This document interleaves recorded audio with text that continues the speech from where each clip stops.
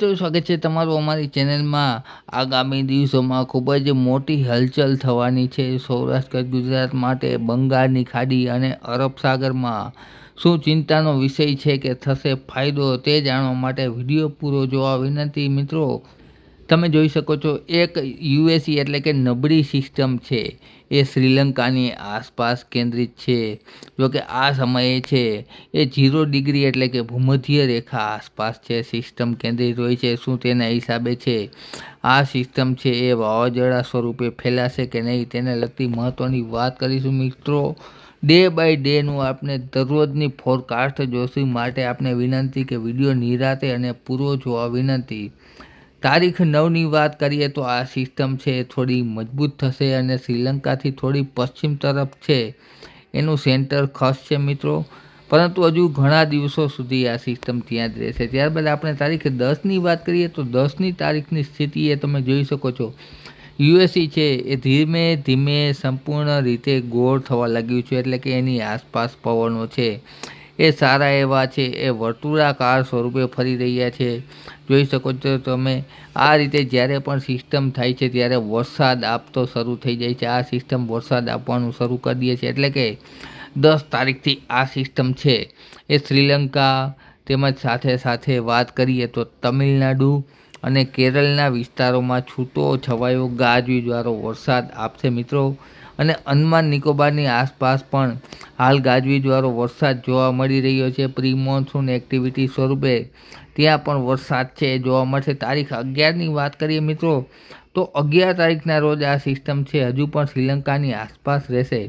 ત્યારબાદ આપણે 12 તારીખની સ્થિતિ જોઈએ તો 12 તારીખના રોજ છે એ પવનનો પ્રવાહ ઉપલા લેવલે છે એ વધુ ઝડપી રીતે જોવા મળશે, જેના હિસાબે વરસાદનું પ્રમાણ વધશે। તમે જોઈ શકો છો અહીંયા પણ પવનનો પ્રવાહ છે વધારે છે અને નીચે દક્ષિણમાં પણ પવનનો પ્રવાહ છે એ વધી રહ્યો છે। એનો મતલબ એમ કે આ સિસ્ટમ છે એ મજબૂત થવા તરફ આગળ ગતિ કરી રહી છે। ત્યારબાદ મિત્રો આપણે તારીખ 13ની વાત કરીએ તો 13 તારીખના રોજ છે એ એમ કહી શકાય કે લો પ્રેશર બની શકે છે આ સિસ્ટમ, જેના હિસાબે વરસાદનો વિસ્તાર પણ વધશે। ત્યારબાદ 14 તારીખનું જોતા આ સિસ્ટમ છે એ ફરી શ્રીલંકાથી ઉત્તર તરફ ખસશે મિત્રો અને ઉત્તરના વિસ્તારમાં એટલે કે તમિલનાડુ, કેરળ અને કર્ણાટક સુધી વરસાદનું છે એ જોર જોવા મળશે મિત્રો 14 તારીખના રોજ છે।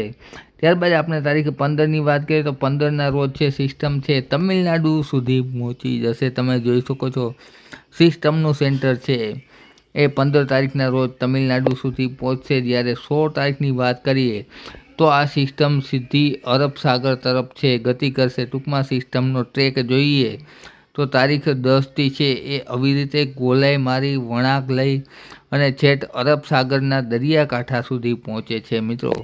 તો આ સમય સુધી છે એ તારીખ 10થી લઈ અને તારીખ 16 સુધી છે એ ભારેથી અતિ ભારે વરસાદ અમુક વિસ્તારમાં, જેમાં ખાસ કરીને કેરળ, તમિલનાડુ તેમજ આંધ્રપ્રદેશ, આ ઉપરાંત કર્ણાટક વિસ્તારમાં, શ્રીલંકા વિસ્તારમાં ઘણા વિસ્તારોમાં ભારે વરસાદ જોવા મળશે મિત્રો। ત્યારબાદ આપણે તારીખ 17ની મહત્ત્વની વાત કરીએ તો 17 તારીખના રોજ તમે જોઈ શકો છો આ સિસ્ટમ છે એ સંપૂર્ણ રીતે અરબ સાગરમાં પ્રવેશી ચૂકી છે અને અરબ સાગરમાં આ સિસ્ટમ છે 17 તારીખના રોજ છે એ બેંગલુરુની સામે અરબ સાગરના કિનારા તરફ જોવા મળશે મિત્રો। અને ત્યારબાદ છે આ સિસ્ટમ છે ધીરે ધીરે ઉત્તર તરફ ખસશે મિત્રો।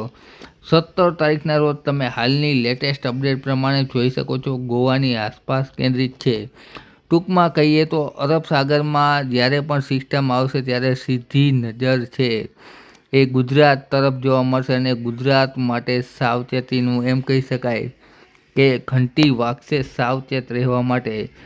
જો આ સિસ્ટમ છે એ અરબ સાગરમાં આવે તો ગુજરાતને છે એ મોટો ખતરો છે એમ કહી શકાય, પરંતુ જો આ સિસ્ટમ છે બંગાળની ખાડીમાં જ રહીએ અને ઉત્તર તરફ આગળ વધતી રહે તો ગુજરાતને કોઈ ખતરો નથી, પરંતુ અરબ સાગરમાં આવીને સિસ્ટમ છે એ સીધી ગુજરાતને અસર કરતા થાય તેવું હાલના મોટા ભાગના ફોરકાસ્ટ ચાર્ટમાં દર્શાવવામાં આવી રહી છે મિત્રો। તો આ હતી સિસ્ટમની વાત। આ સિસ્ટમ બાબતે હજુ પણ અમે દરરોજ આવનારા દિવસોમાં તમારી સમક્ષ વિડીયો દ્વારા માહિતી આપતા રહેશું. માટે અમારી ચેનલ સબસ્ક્રાઈબ કરી વિડીયો લાઇક તથા શેર કરી દેજો. મિત્રો, વિડીયો જોવા બદલ ખૂબ ખૂબ આભાર.